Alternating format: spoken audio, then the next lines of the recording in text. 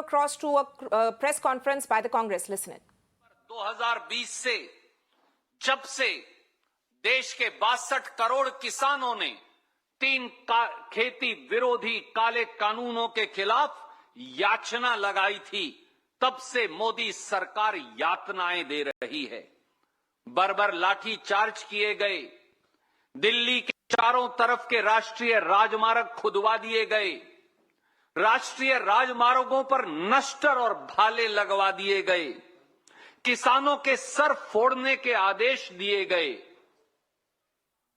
उन्हें आतंकी कहा गया, किसान को नक्सलवादी कहा गया, हमें किसान को गुंडा कहा गया, किसान को उग्रवादी कहा गया, किसान को आंदोलनजीवी कहा गया और कुछ गोदी मीडिया के मित्र भी मोदी सरकार के इस प्रचार में शामिल हो गए।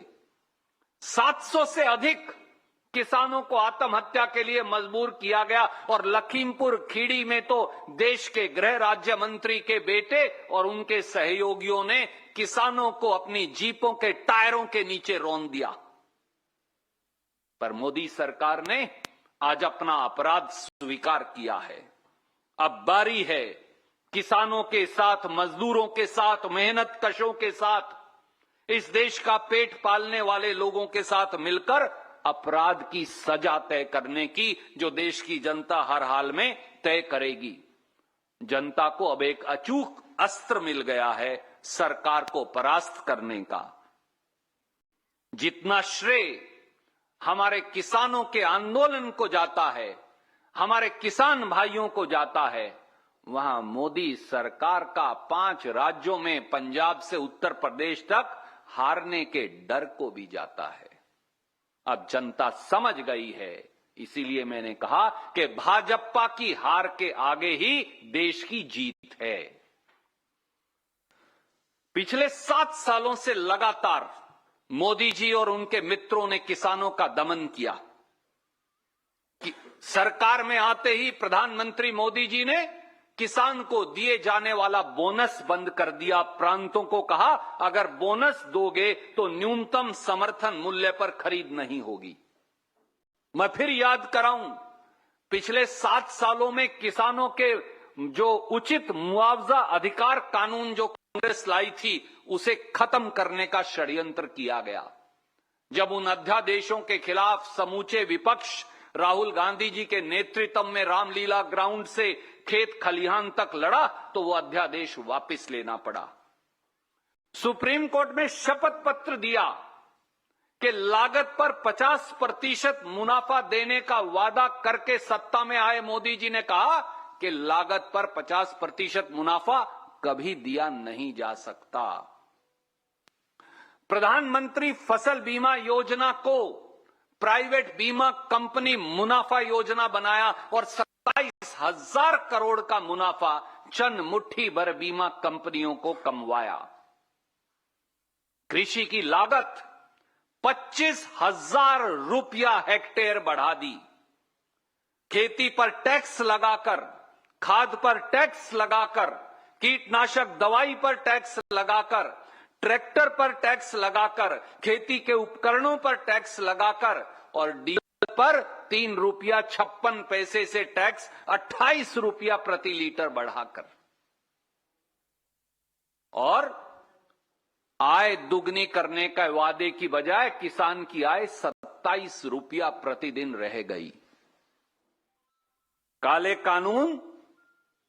काले कानून जो मोदी जी की देन थी और उनके षड्यंत्रकारी पूंजीपति मित्रों की, वो तो आज हार गए। पर 5 सवालों का जवाब हमारा प्रधानमंत्री जी से आज देश के किसानों, देश के खेत मजदूरों, देश के मंडी मजदूरों, देश के मंडी के छोटे छोटे दुकानदारों, उनके पल्लेदारों और गरीबों की ओर से हम मांगते हैं। पहला सवाल, मोदी जी देश को आज ये भी बताइए कि न्यूनतम समर्थन मूल्य किसान को मिले, इसका रोड मैप और रास्ता क्या है। दूसरा सवाल, किसान की आय फरवरी 2022 तक दुगनी करने का वादा किया था, पर एनएसओ भारत सरकार के मुताबिक इन सारे 5 और 6 किसान विरोधी निर्णयों के बाद किसान की औसत आय 27 रुपया प्रतिदिन और किसान के औसत कर्ज 74,000 रुपया हो गया है। तो किसान की आय दुगनी करने का रास्ता क्या है और वो कब तक होगी? तीसरा सवाल, किसान के ईंधन डीजल पर 3 रुपया 56 पैसे प्रति लीटर से 28 रुपया प्रति लीटर एक्साइज ड्यूटी बढ़ाकर किसान की कमर तोड़ने का जो काम किया है उसे वापस करने का इरादा क्या है? चौथा सवाल, खेती पर जो टैक्स लगाया है, जीएसटी लगाया है, उससे राहत देने का रास्ता क्या है? 5% खाद पर टैक्स लगा दिया, 18% कीटनाशक दवाई पर लगाया, 12% ट्रैक्टर और खेती के उपकरणों पर लगाया। तो खेती को टैक्स से जीएसटी जो लगाया उससे राहत देने का इरादा क्या है? और पांचवां, सुप्रीम कोर्ट और संसद में कहते हैं किसान की कर्ज मुक्ति का पैसा नहीं, पर आपकी एनएसओ कहती है कि देश का हर किसान 70,000 रुपया कर्ज के औसत कर्ज के नीचे दबा है। तो किसान की कर्ज मुक्ति की मंशा क्या है? इन 5 सवालों का जवाब भी आपसे इस देश के 62 करोड़ अन्नदाता मजदूर, किसान और छोटे छोटे मंडी में काम करने वाले मंडी मजदूर और मंडी के आड़ती दुकानदार मांगते हैं। लगे हाथ इसका जवाब भी प्रधानमंत्री देश को दें, क्योंकि अपराध तय होना है।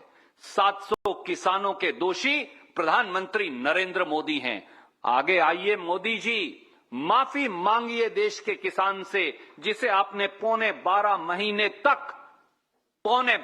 महीने तक दिल्ली के सीमाओं पर आपने उन्हें दर दर की ठोकरें खाने को लाखों की संख्या में बिठा रखा था।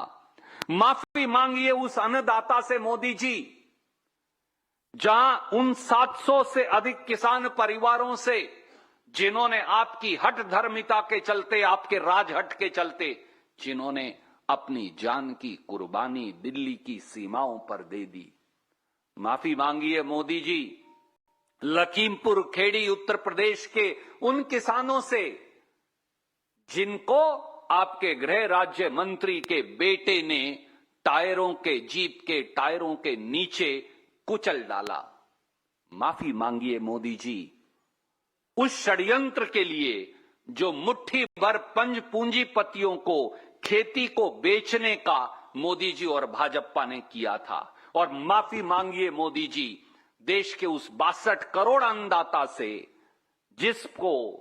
जिसकी प्रताड़ना आपने की, जिसकी यातना आपने की, जिसे आपने नक्सलवादी और उग्रवादी बताया, जिस किसान और जवान जिसका बेटा है और किसान खुद है, जिसको आपने यातनाएं दी और जिसके रास्ते में नश्तर बिछवाए और जिसे खुद के देश की राजधानी में आने पर प्रतिबंध लगाया, आज प्रधानमंत्री जी आपका माफी मांगने का दिन भी है।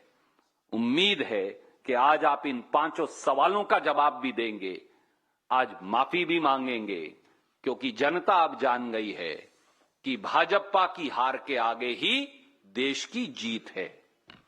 कोई सवाल आप पूछना चाहें तो स्वागत है। Yes please. I will ma'am, just I will take few question, after this question I will.